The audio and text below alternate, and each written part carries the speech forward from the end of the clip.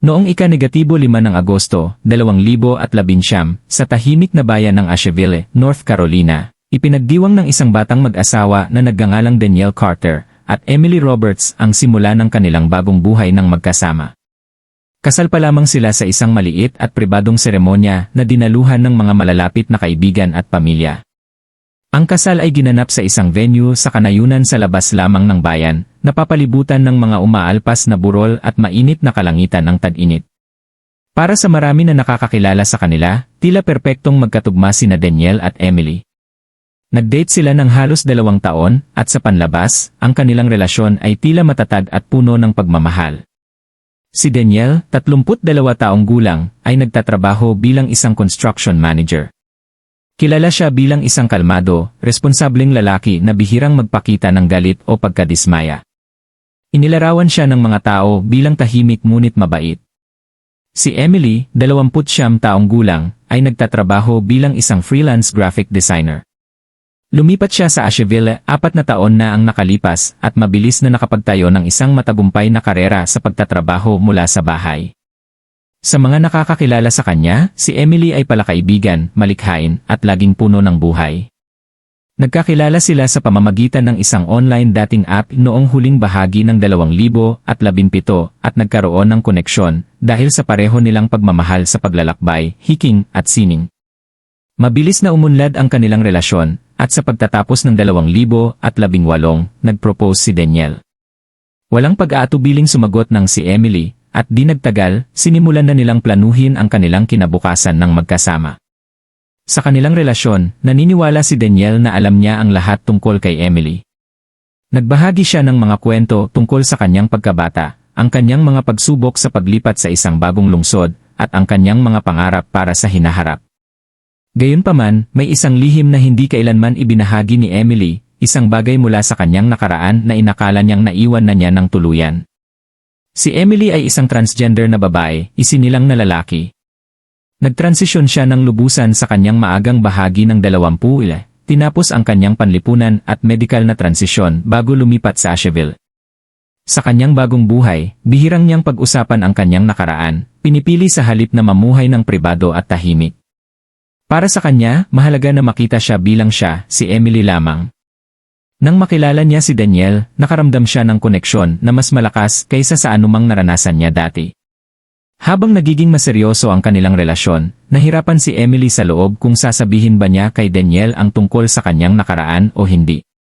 Sa tuwing naiisip niyang ibunyag ang katotohanan, pinipigilan siya ng takot. Nag-alala siyang baka iwanan siya nito, o mas masahol pa, mag-react ng may galit o karahasan. Kalaunan, kinumbinsi niya ang sarili na mas mabuting huwag na lang sabihin sa kanya. Pagdating ng kanilang pagpapakasal, inilibing na ni Emily ang lihim sa kaibuturan, nangangako sa sarili na ang kanyang pagmamahal kay Danielle at ang kanilang kinabukasan ng magkasama ay sapat na upang iwanan ang nakaraan. Pagkatapos ng kasal, sinorpresa ni Danielle si Emily ng isang honeymoon na paglalakbay. Nagplano sila ng isang linggong bakasyon sa Blue Ridge Mountains, isang lugar na matagal nang gustong puntahan ni Emily. Nag-check-in ang mag-asawa sa isang komportable at inupahang kabin noong ika-7 ng Agosto, umaasa sa mapayapang mga araw sa kalikasan, malayo sa ingay ng mundo. Wala sa kanila ang nakakaalam na sa loob lamang ng ilang araw, ang magandang retreat sa bundok ay magiging tagpuan ng isang nakakagulat at kalunos-lunos na krimen, isa na mag-iwan sa bayan na hindi makapaniwala at sa isang pamilya na naghahanap ng mga sagot. Nagsimula ito sa pag-ibig, ngunit magtatapos ito sa karahasan.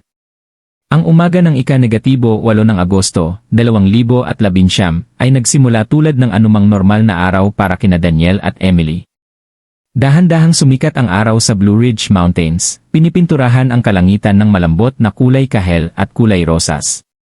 Ang kanilang kabin, na matatagpuan malapit sa isang tahimik na trailhead sa labas ng maliit na bayan ng Blowing Rock, ay mapayapa at pribado, eksakto kung ano ang gusto nila para sa kanilang honeymoon. Maagang nagising si Emily at naghanda ng agahan. Gumawa siya ng scrambled eggs at toast habang nagtimpla si Danielle ng sariwang kape. Sabay silang kumain sa wooden deck ng cabin, nag-enjoy sa preskong hangin ng bundok at sa tunog ng mga ibon sa malayo. Tila masaya at relax si Emily, nakasuot ng manipis na sweater sa ibabaw ng kanyang pajamas, habang si Danielle naman ay nag-scroll sa kanyang telepono, tinitingnan ang mga mensahe mula sa trabaho, kahit na ipinangako niya sa sarili na hindi niya gagawin yon sa araw na yon.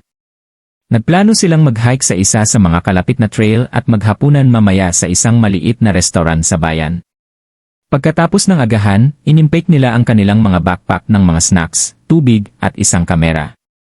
Pagsapit ng 10 oras nasa trail na sila, magkahawak kamay na naglalakad, nagtatawanan, at madalas humihinto upang kumuha ng mga larawan ng tanawin. Sa sinumang nanonood, mukha silang isang perpektong normal na mag-asawa, lubos na nagmamahalan. Pinag-usapan nila ang kanilang mga plano para sa hinaharap, pagbili ng bahay, pagkakaroon ng mga anak, paglalakbay sa Europa. Hindi nawala ang ngiti ni Emily sa kanyang mukha. Sa unang pagkakataon sa mahabang panahon, nakaramdam siya ng kaligtasan, na parang ang kanyang nakaraan ay malayo na sa kanya. Ngunit iba ang ikinikilos ni Daniel simula noong kasal. Napansin ni Emily na may mga sandali ng pagiging malayo siya, kung saan tila malalim siya sa pag-isip, nakatingin sa kanya ng may ekspresyon na hindi niya lubos maintindihan. Minsan, tinatanong niya siya ng mga hindi karaniwang tanong tungkol sa kanyang matatandang kaibigan, ang kanyang mga taon ng pagiging teenager, kahit tungkol sa mga doktor na nakita niya bago lumipat sa Asheville. Ipinawalang bahala ito ni Emily bilang normal na kuryosidad pagkatapos ng kasal, ngunit sa loob, nakaramdam siya ng maliit na lumalagong takot na may kakaiba, na may mali. Nang gabing iyon, pagkatapos ng hapunan sa bayan, bumalik sila sa cabin. Mahina ang patak ng ulan sa labas, at nagsindi si Emily ng mga kandila sa paligid ng sala upang gawing mas cozy ang espasyo. Nagbukas sila ng isang bote ng alak at umupo sa tabi ng fireplace, tahimik na nag-uusap. Sa isang punto sa gabi, direktang tinanong ni Daniel si Emily, mayroon bang anumang tungkol sa'yo na hindi ko alam? Anumang mahalaga? Biglang natigilan si Emily, kumabog ang kanyang puso, ngunit mumiti siya at umiling. Wala, sagot niya, sinisikap panatilihing matatag ang kanyang boses. Tumango si Daniel ngunit hindi tila kumbinsido. Ang natitirang bahagi ng gabi ay lumipas na may magalang na pag-uusap, ngunit may nagbago sa pagitan nila. Nararamdaman ito ni Emily. Sa unang pagkakataon, naisip niya kung baka may alam si Daniel, o mas masahol pa, kung may nagkwento sa kanya. Kinabukasan, ika-negatibo 9 ng Agosto, inubos ni Daniel ang malaking bahagi ng umaga sa kanyang telepono, lumalabas upang gumawa ng mga pribadong tawag. Nang tanungin ni Emily kung sino ang kausap niya, simpleng sinabi niya, work stuff, at binago ang usapan. Sinubukan ni Emily na huwag pansinin ang lumalaking pangamba, pinaalalahanan ang sarili na ang biyaheng ito ay nilalayong maging isang pagdiriwang ng kanilang bagong buhay ng magkasama. Ngunit sa kaibuturan may hindi tama. May tensyon sa hangin na wala doon noon. Ang magandang honeymoon na pinangarap ni Emily ay dahan-dahang nagiging iba, isang bagay na mas madilim. Hindi pa lang niya alam kung gaano ito kadelikado. Noong gabi ng ika-negatibo 10 ng Agosto, 2019, 3 araw matapos ang kanilang honeymoon, ang mapayapang katahimikan ng Blue Ridge Mountains ay nagsimulang gumaan. Nagbago ang panahon, umikot ang madilim na ulap sa mga burol at nagsimulang bumagsak ang tuloy-tuloy na ulan. Sa loob ng kabin, nakaupo sina Emily at Daniel sa magkabilang gilid ng sopa. Ang dating mainit at romantikong damdamin sa pagitan nila ay napalitan ngayon ng isang hindi komportableng katahimikan. Iba ang ikinikilos ni Daniel sa buong araw. Halos hindi siya nagsasalita, at kapag ginagawa niya ito, ang kanyang mga salita ay tila malamig at malayo. Umiwas siya sa pagtingin sa mata. Nagtanong si Emily kung may problema, ngunit ipinawalang bahala niya ito ng maikli, I'm fine, bagamat malinaw na hindi. Ang lalaking pinakasalan niya 1 linggo pa lang ang nakalipas ay tila nawawala mismo sa harapan niya. Kalaunan noong gabing iyon, habang tumatagaktak ang ulan sa mga bintana, nagpaalam si Daniel at pumasok sa silid tulugan. Naiwan si Emily sa sala, nakatingin sa apoy, sinisikap pakalmahin ang lumalaking pagkabalisa. Hindi niya maalis ang pakiramdam na may nangyayari, isang bagay na hindi sinasabi ni Daniel sa kanya. Pagkatapos ng halos 1 oras, nagpasya siyang tingnan ito, ngunit habang tahimik siyang lumalapit sa silid tulugan, narinig niya itong nagsasalita sa telepono. Ang kanyang boses ay mahina, seryoso. Hindi niya sinabi sa akin, sabi ni Daniel. Maaari mo bang paniwalaan yon? Paano itatago ng isang tao ang ganoong bagay sa kanyang asawa? Naniga si Emily sa kinatatayuan niya, lumubog ang kanyang puso. Napagtanto niya sa sandaling iyon na alam ni Daniel. Kahit papaano, nalaman niya ang katotohanan na itinago niya. Kung may nagkontak sa kanya mula sa kanyang nakaraan, o kung natuklasan niya ang mga dokumento o mensahe na inakala niyang matagal nang wala, hindi sigurado si Emily. Ngunit ang lihim na kinatatakutan niyang ibunyag ay hindi na isang lihim. Dahan-dahan siyang umatras mula sa pinto at bumalik sa sala. Ang kanyang isip ay umiikot, takot, kahihiyan, at pagsisisi, lahat ay magkakahalo habang sinisikap niyang alamin kung ano ang susunod na gagawin. Dapat ba siyang kumprontahin? Dapat ba siyang mag-empake ng kanyang mga gamit at umalis? Ngunit nasa gitna sila ng mga bundok, milya-milya ang layo mula sa pinakamalapit na bayan. Gabi na. Madilim. Nakaramdam siya ng pagkakatrap. Ilang minuto pagkatapos, muling lumitaw si Daniel. Ang kanyang mukha ay blanko, ang kanyang mga mata ay hindi mabasa. Umupo siya sa tapat ni Emily at tinitigan ito sa katahimikan. Sa wakas, tinanong niya, mayroon bang anumang gusto mong sabihin sa akin? Nanginginig ang mga kamay ni Emily. Tumango siya ng dahan-dahan. Wala nang saysay ang pagsisinungaling ngayon. Sasabihin ko sana sa'yo, ngunit natakot ako, bulong niya. Hindi ko inakala na maiintindihan mo. Hindi sumagot si Daniel. Tumayo lang siya at lumabas sa ulan, iniwan ang pintuan na nakabukas. Si Emily ay nanatiling mag-isa sa tahimik na kabin, napagtanto na ang kanyang pinakamasamang bangungot ay nagkatotoo. Ang lalaking mahal niya ay tumingin sa kanya na parang isang estranghero, at sa kaibuturan, nagsimula siyang maramdaman na ang kwentong ito ay hindi na tungkol sa isang lihim, ito ay tungkol sa survival. Noong umaga ng ika-11 ng Agosto, 2019, nakatanggap ng isang hindi pangkaraniwang tawag ang mga lokal na otoridad mula sa isang kalapit na may-ari ng rental cabin sa Blowing Rock, North Carolina. Iniulat ng may-ari, si Emer Harold Jenkins, na ang kanyang mga bisita, sina Daniel at Emily Carter, ay hindi nag-check out ayon sa schedule. Paulit-ulit na tawag sa cabin ang hindi sinasagot, at ang kanilang sasakyan ay nakaparada pa rin sa labas, hindi nagagalaw simula pa noong nakaraang araw. Nag-aalala na baka may masama nangyari, nag-contact si Emer Jenkins sa Watauga County Sheriff's Office. Pagsapit ng 10 oras dalawang deputy ang ipinadala sa ari-arian upang magsagawa ng welfare check. Ang ulan mula sa nakaraang gabi ay nag-iwan sa lugar na maputik at tahimik, ang hangin ay mas mabigat kaysa karaniwan. Nang dumating ang mga opisyal, napansin kaagad nila na ang pintuan sa harap ng kabin ay bahagyang nakabukas. Tinawag ng isa sa mga deputy, Sheriff's Office, mayroon bang sinuman sa loob? Ngunit walang sumagot. Nagpatuloy sila ng may pag-iingat, pumasok sa kabin. Sa loob, ang eksena ay nakakatakot na kalmado. Ang sala ay maayos na parang may umalis lang. 2 tasa ng kape ang nakapatong sa maliit na mesa malapit sa sopa. Isang phone charger ang nakasaksak sa dingding, at ang pitaka ni Emily ay nakapatong sa kitchen counter. Ngunit habang lumalayo sila sa kabin, nakagawa sila ng isang nakakakilabot na pagtuklas. Sa silid tulugan, nakahiga sa sahig malapit sa paanan ng kama ang katawan ni Emily. Siya ay sinakal. Walang mga palatandaan ng puwersahang pagpasok, walang basag na bintana, at walang indikasyon ng pakikipaglaban.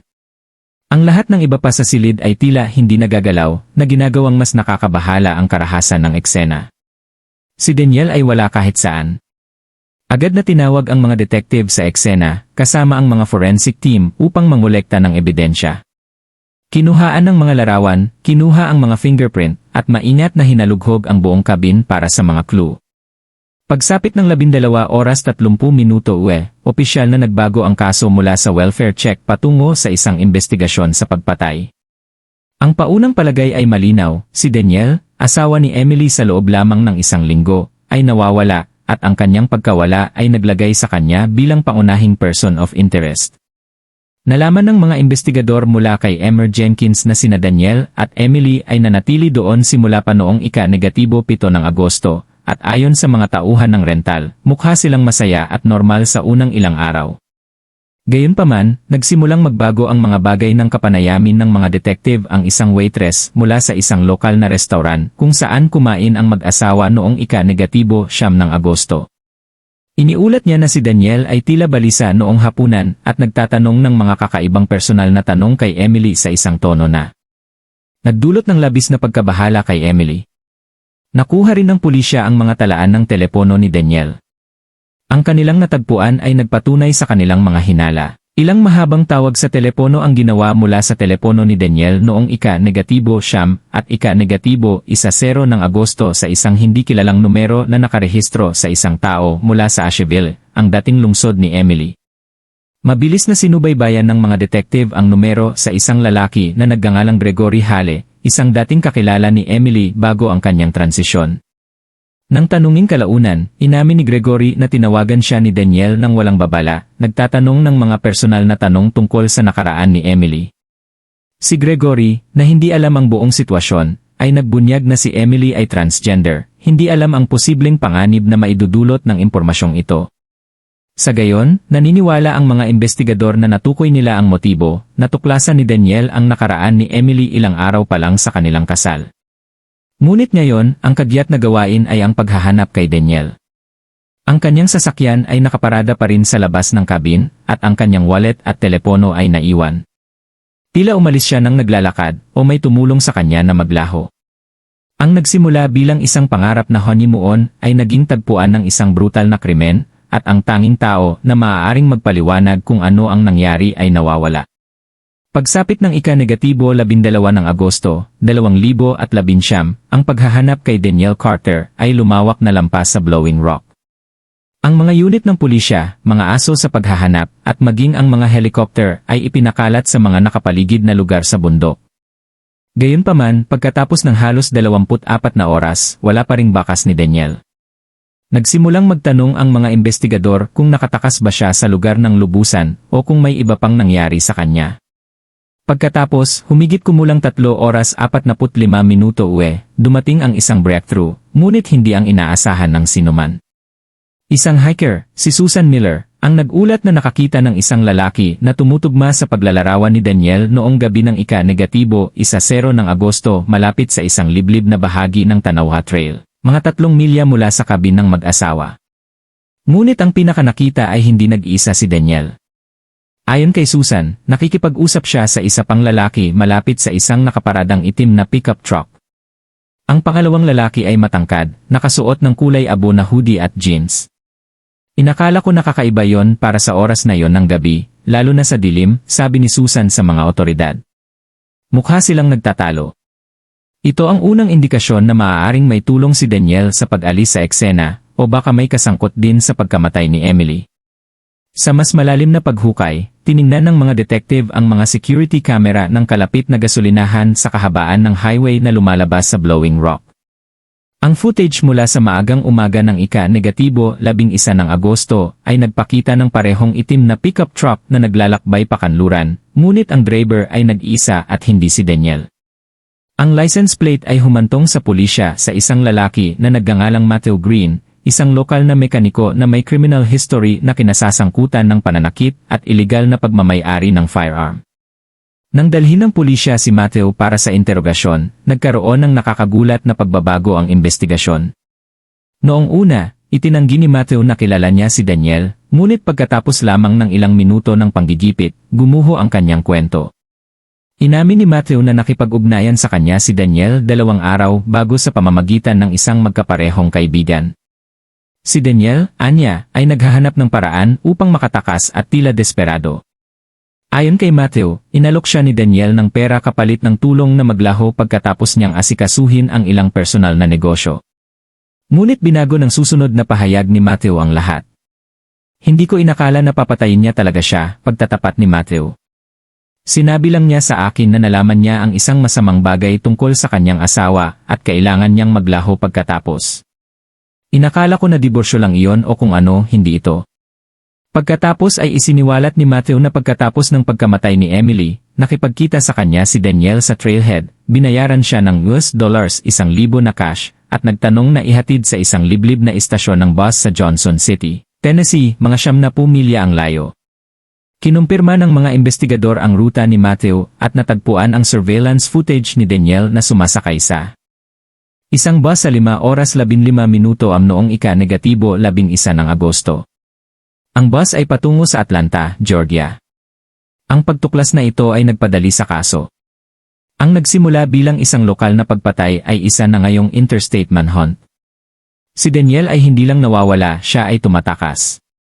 Ngunit nanatili ang tanong, plinano ba talaga ni Daniel ang pagpatay ng maaga, nang may tulong, o ito ba ang lahat ng resulta ng isang kusang loob na gawa ng galit pagkatapos malaman ang lihim ni Emily?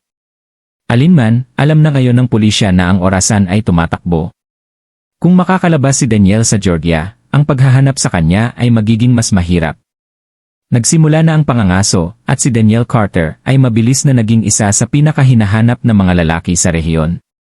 Pagsapit ng ika-13 ng Agosto, 2019, ang manhunt para kay Daniel Carter ay ganap ng isinasagawa. Ang balita tungkol sa pagkamatay ni Emily at ang pagtakas ni Daniel ay kumalat sa buong rehiyon, kasama ang kanyang larawan na ipinalabas sa mga lokal na istasyon ng AC at ibinahagi online. Ang mga otoridad sa Georgia, Tennessee, at Carolinas ay lahat ay nakaalerto. Opisyal na sumali ang NIA sa kaso na tinawag si Daniel bilang armado at mapanganib. Naniniwala ang mga detective na may head start si Daniel na halos 48 oras. Ang pagsubaybay sa kanya ay nagiging mas mahirap sa bawat lumilipas na sandali. Ang bus na umalis sa Johnson City ay dumating sa Atlanta noong hapon ng ika-11 ng Agosto, ngunit umalis na si Daniel sa istasyon bago dumating ang pulisya. Walang malinaw na sightings ang nakumpirma mula noon. Samantala, lumalabas ang mga bagong detalye tungkol sa kaso. Natuklasan ng mga investigador ang mga mensahe mula sa telepono ni Daniel na nagpapakita na ilang araw bago ang pagpatay, nakikipag-ugnayan siya kay Gregory Hale, ang lalaki mula sa Asheville na aksidenteng nagbunyag ng nakaraan ni Emily. Ayon kay Gregory, kalmado ang tono ni Daniel sa simula ng mga tawag, ngunit sa kanilang huling pag-uusap, nagalit si Daniel. Sinabi niya, "Salamat sa pagsasabi sa akin ng katotohanan. Kailangan kong malaman." Sabi ni Gregory sa mga detective. Ngunit mayroong isang bagay sa kanyang boses, malamig, na parang nakapagpasya na siya. Natuklasan din ng pulisya ang isang sulat kamay na tala na naiwan sa duffel bag ni Daniel sa cabin. Ang liham, na isinulat sa hotel stationery, ay nagsasaad, "Ang kasal ay itinayo sa tiwala. Kung hindi ka maging tapat sa akin, kung gayon ano ang ginagawa natin? Nagsinungaling ka. Ngayon kailangan kong ayusin ito." Kinumpirma ng tala na ito sa mga detective na ang mga aksyon ni Daniel ay malamang na premeditated. Ang ebidensya ay tumutukoy sa isang lalaki na nakaramdam ng pagtataksil at nagplano na parusahan si Emily dahil sa pagtatago ng kanyang nakaraan bilang isang lihim. Habang nagtatrabaho ang mga investigador sa buong oras upang subaybayan siya, ang publiko ay naging balisa. Napuno ang social media ng mga debate at galit.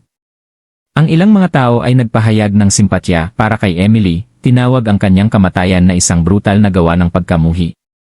Ang iba ay nagdebate kung si Daniel ba ay itinulak sa bingit. Ngunit para sa mga detective sa kaso, walang tanong, si Daniel Carter ay gumawa ng pagpatay, at ngayon ay tumatakas siya mula sa hustisya. Tumindi ang panggigipit sa tagapagpatupad ng batas na magsagawa ng pag-aresto, bago tuluyang maglaho si Daniel. Pagkatapos, noong ika-14 ng Agosto, isang tip ang dumating mula sa isang motel clerk sa Macon, Georgia. Iniulat niya na isang lalaki na tumutugma sa paglalarawan ni Daniel ang nag-check-in ng gabi bago, nagbayad ng cash at gumamit ng peking pangalan. Ang motel ay matatagpuan sa labas lamang ng highway, isang madaling lugar para sa isang tao na hindi nagpaplanong manatili ng matagal. Pagdating ng mga opisyal, walang laman ang silid ng motel. Sa loob, nakakita sila ng mga palatandaan na nandoon si Daniel, mga balat ng fast food, isang walang laman na duffel bag, at isang resibo para sa isang prepaid cellphone na binili ng mas maaga sa araw na yon. Tumindi ang pangangaso. Ngayon ay mayroon si Daniel ng burner phone, cash, at isa pang araw na lead. Kinatatakutan ng mga detective ang pinakamasama, kung makarating si Daniel sa Florida o lumipat papatimog, maaari siyang maglaho sa mas malalaking lungsod. Makihalubilo sa karamihan o makalusot sa hangganan. Bumalik sa Sheriff's Department sa Watauga County, ang nangungunang investigador na si Detective Mark Phillips ay tinipon ang kanyang koponan. Hindi lang ito tungkol sa paghahanap ng isang takas, sabi ni Phillips. Ito ay tungkol sa pagpapahinto sa isang lalaki na wala nang matitira pang mawawala. Sa bawat oras, tila nagiging mas matalino si Daniel, pagpapalit ng mga sasakyan, paggamit ng cash, pag-iwas sa mga kamera. Ngunit alam ng tagapagpatupad ng batas ang isang bagay na sigurado, ang mga taong tumatakas ay laging nagkakamali, at ang kay Daniel ay darating sa lalong madaling panahon. Noong umaga ng ika-16 na ng Agosto, 2019, halos isang linggo pagkatapos ng pagpatay kay Emily Carter, sa wakas ay nakakuha ng pagkakataon ang mga otoridad. Sa 7:20 isang gas station clerk sa Valdosta, Georgia, malapit sa hangganan ng Florida, ang nagulat ng isang lalaki na kumikilos ng balisa habang bumibili ng mga supply. Nagbayad ang lalaki ng cash, pinanatili ang kanyang hoodie na nakatakip sa kanyang mukha sa kabila ng init, at umalis ng mabilis sa isang madilim na sedan na walang license plates. Kinilala ng clerk ang lalaki mula sa balita at agad na tumawag sa 911. Pagsapit ng 8 oras nagsimulang mag-set up ng mga roadblock ang tagapagpatupad ng batas mula sa maraming ahensya, kabilang ang lokal na pulisya, mga state trooper, at mga unit ng LIE, sa kahabaan ng mga pangunahing highway na papasok sa Florida. Ipinakalat ang mga helicopter, at kumalat ang mga opisyal sa mga kalapit na motel at rest stop. Sa 9:45 sa labas lamang ng Lake Park, Georgia, nakita ng isang patrol officer ang madilim na sedan na nakaparada sa gilid ng isang rest area. Tumakbo pa rin ang makina, ngunit tila walang laman ang sasakyan. Lumapit ng may pag-iingat, natagpuan ng mga opisyal si Danielle Carter na nakaupo mag-isa sa isang bangko sa malapit, nakatingin sa highway. Nang utusan siya ng mga opisyal na tumayo at ilagay ang kanyang mga kamay kung saan nila makikita, hindi lumaban si Danielle. Dahan-dahan siyang tumayo, inilagay ang kanyang mga kamay sa kanyang ulo, at sumuko ng walang sinasabi. Sa kanyang backpack, nakakita ang pulisya ng halos $4,000 na cash, isang prepaid cellphone, at isang mapa na may ilang lokasyon sa Florida at Mexico na minarkahan ng pulang tinta. Malinaw na nagpaplano si Danielle na umalis sa bansa, ngunit nagtapos ang kanyang plano doon, sa tahimik na bahagi ng highway na yon. Kalaunan noong hapon na yon, opisyal na sinampahan si Danielle ng first-degree murder at pagtaka sa tagapagpatupad ng batas. Dinala siya pabalik sa North Carolina upang harapin ang paglilitis. Ang paglilitis. Nagsimula ang paglilitis kay Danielle noong ika-3 ng Marso, 2020 sa Watauga County Courthouse. Nagpakita ang mga taga-usig ng napakalaking ebidensya, iyan sa eksena, ang testimonya ni Matthew Green tungkol sa pagtulong kay Danielle na tumakas, surveillance footage mula sa istasyon ng bus, at ang sulat kamay na tala na natagpuan sa cabin. Sa buong paglilitis, nagpakita si Danielle ng kaunting emosyon. Nang tanungin ng direkta kung bakit niya pinatay si Emily, simpleng sumagot si Danielle, dapat sinabi niya sa akin ang katotohanan. Ngunit nanatiling nakatuon ang courtroom sa mga katotohanan, si Emily Carter ay brutal na pinatay ng lalaki na nangakong mamahalin at poprotektahan siya, ilang araw lamang pagkatapos ng kanilang kasal. Pagkatapos ng 2 linggo ng testimonya, natagpuan ng hurado si Danielle Carter na nagkasala sa lahat ng mga kaso. Siya ay sinentensyahan ng habambuhay na pagkakakulong ng walang posibilidad na mapalaya. Ang resulta. Naalala ng mga kaibigan at pamilya ni Emily na siya ay isang mabait, masayahin, at matapang na babae na nagsumikap na bumuo ng isang bagong buhay para sa kanyang sarili. Ang kanyang kalunos-lunos na kamatayan ay naging bahagi ng isang mas malaking pag-uusap sa buong bansa tungkol sa karahasan, laban sa mga transgender na individual at ang mga panganib ng mga lihim, takot, at kawalang pagpaparaya. Pagsapit ng 2021, isang maliit na memoryal ang inilagay malapit sa kabin kung saan niya ginugol ang kanyang huling mga araw. Ang isang plaque ay nagsasaad, sa alaala ni Emily Carter, isang buhay na kinuha ng napakaaga. Naway ang katotohanan, pag-ibig, at pagtanggap ay akayin tayo.